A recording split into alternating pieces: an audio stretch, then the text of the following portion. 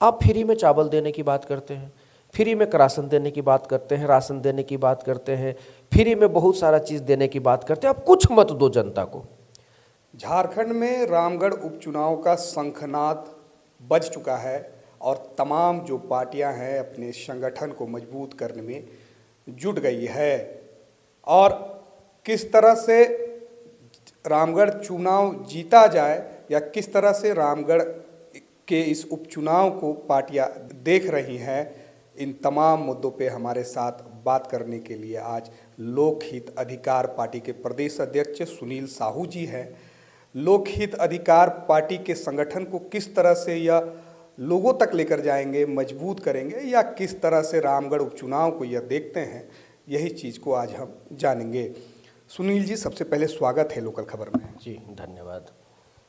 क्या लोकहित अधिकार पार्टी इस बार जो है अपने प्रत्याशी उतारेगी रामगढ़ चुनाव में? देखिए, रामगढ़ विधानसभा उपचुनाव जो होने जा रहा है, चुनाव की तिथि भी घोषित हो गई है। तिथि घोषित होने के बाद हम पदाधिकारियों की एक बैठक किए। उस बैठक में विचार विमर्श किया कि चुनाव लड़ना चाहिए या नहीं लड़ना चाहिए। तो निष्कर्ष यही निकल कर आया कि इस चुनाव का जो चुनाव परिणाम आएगा, उस चुनाव परिणाम से वर्तमान सरकार को कोई फर्क नहीं पड़ने जा रहा है। अगर सत्ता पक्ष जीतती है तो भी सत्ता पक्ष को कोई फर्क नहीं पड़ता है, और सत्ता पक्ष अगर चुनाव हार भी जाती है तो भी सरकार को कोई फर्क नहीं पड़ता है।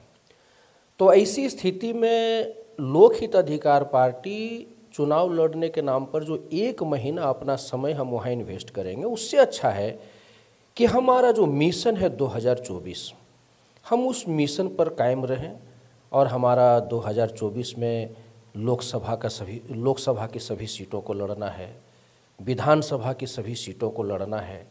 तो हमारे लिए 1 महीना बहुत मायने रखता है। हम प्रदेश अध्यक्ष होने के नाते लगातार झारखंड के दौरे पर हैं। 14 लोकसभा, 81 विधानसभा हम लगातार विजिट कर रहे हैं। तो इसीलिए मिशन 2024 को देखते हुए फिलहाल लोकहित अधिकार पार्टी ने ये निर्णय लिया कि इस उपचुनाव को हम लोग नहीं लड़ेंगे। पिछले दिनों चाईबासा में अमित शाह ने जो है बीजेपी के लिए शंखनाद फूंका 2024 को लेकर। आपकी क्या तैयारी है? कैसे आप लोग चुनाव लड़ेंगे? कैसे संगठन को मजबूत करेंगे? देखिए, हमारी तैयारी ये है कि जो सच बात है, जो ज़मीनी हकीकत है, हम जनता के बीच जाकर जनता को उनसे रूबरू करवाते हैं। हम जनता को बताते हैं, याद दिलवाते हैं कि आज़ादी के 75 साल बीत गए। इस 75 साल में जो दलित समाज है, जो आदिवासी समाज है, जो पिछड़ा समाज है, जो अति पिछड़ा समाज है, या फिर सवर्ण समाज में जो गरीब तबके के लोग हैं, ऐसे लोगों को 75 साल बीत जाने के बाद भी सामाजिक न्याय नहीं मिला। यानी कि जितनी भी सरकारें आई, 60 साल कांग्रेस ने राजपाट किया, कई राज्यों में कम्युनिस्ट पार्टी ने राजपाट किया, पिछले 8 साल से मोदी जी के नेतृत्व में भाजपा राजपाट कर रही है, लेकिन सामाजिक न्याय एक भी पार्टी आम जनता को, जिसको सामाजिक न्याय की ज़रूरत है, नहीं दे पा रही है। लोकहित अधिकार पार्टी का मूल मंत्र यही है, हमारा मूल मुद्दा यही है कि हम सामाजिक न्याय के लिए काम कर रहे हैं। और जब SC, ST, OBC या सवर्ण समाज के जो गरीब तबके के लोग हैं, जब इनमें एकजुटता आएगी, जागरूकता आएगी, तो सामाजिक न्याय की दिशा में हमारा कदम आगे बढ़ जाएगा। सुनील जी, अगर हम लोकसभा की बात करें, एक तरफ मोदी लहर, दूसरी तरफ भारत जोड़ो यात्रा, उससे अपने आप को अलग कैसे करेंगे? किन मुद्दों को लेके आप लोगों के पास जाएंगे? देखिए, मोदी लहर जो आपको 2014 में था और जो 2019 में था, वो लहर आपका 24 में नहीं रहेगा। उसके कई कारण हैं। जैसे कल तक ये चर्चा नहीं होती थी कि मोदी जी 2 करोड़ रोजगार देने की बात किए थे, मोदी जी भ्रष्टाचार मुक्त भारत बनाने की बात किए थे, मोदी जी काला धन लाने की बात किए थे, मोदी जी बहुत हो गया महंगाई की मार, अब की बार मोदी सरकार। आज भाजपा के बड़े बड़े प्रवक्ता महंगाई पर 2 शब्द बोलने से डरते हैं, बेरोजगारी पर 2 शब्द बोलने से डरते हैं।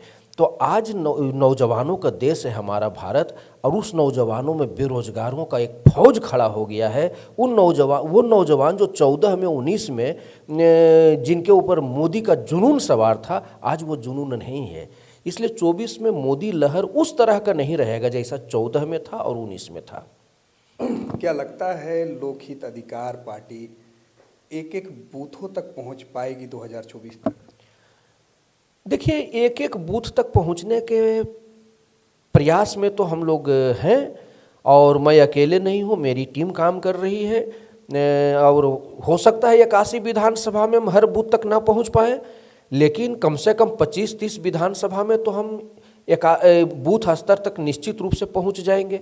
हो सकता है 14 लोकसभा में हम बूथ स्तर तक ना पहुंच पाएँ, लेकिन 8-10 लोकसभा तक में तो हम बूथ स्तर तक पहुंच ही जाएंगे। क्योंकि समय हमारे पास कम है, लेकिन कम समय में हमारा विशेष तैयारी चल रहा है, कठोर परिश्रम चल रहा है, टीम वर्क चल रहा है। रिजल्ट तो निश्चित रूप से लोकहित अधिकार पार्टी कुछ बेहतर रिजल्ट देगी। किन एजेंडों के साथ आप चुनाव में उतरेंगे?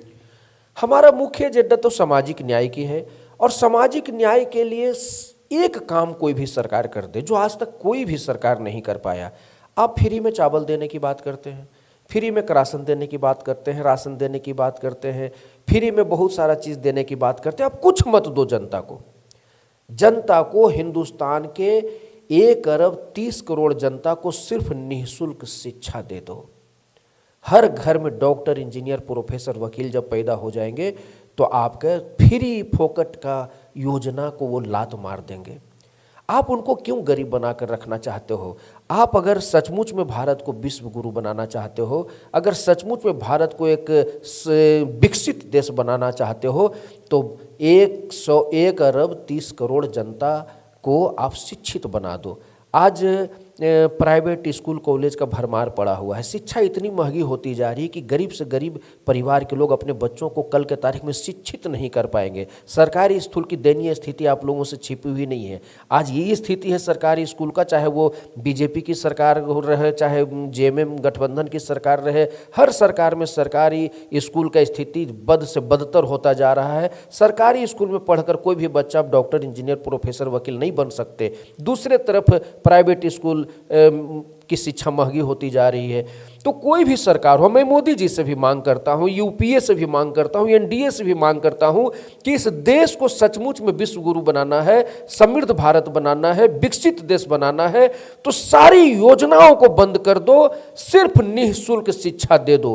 नर्सरी से लेकर प्राथमिक शिक्षा से लेकर के उच्च से उच्च शिक्षा तक निःशुल्क शिक्षा की व्यवस्था कर दो अपने देश के बच्चों के लिए। ये देश अपने आप विश्व गुरु बन जाएगा, और लोकहित अधिकार पार्टी इसी दिशा में काम कर रही है। हमारे साथ बात करने के लिए लोकहित अधिकार पार्टी के प्रदेश अध्यक्ष सुनील साहू जी थे। भले ही लोकहित अधिकार पार्टी इस रामगढ़ के उपचुनाव को नहीं लड़ रही है, मगर अभी से ही 2024 को लेकर इन्होंने अपना कमर कस लिया है। और भी अपडेट्स के लिए जुड़े रहे लोकल खबर के साथ।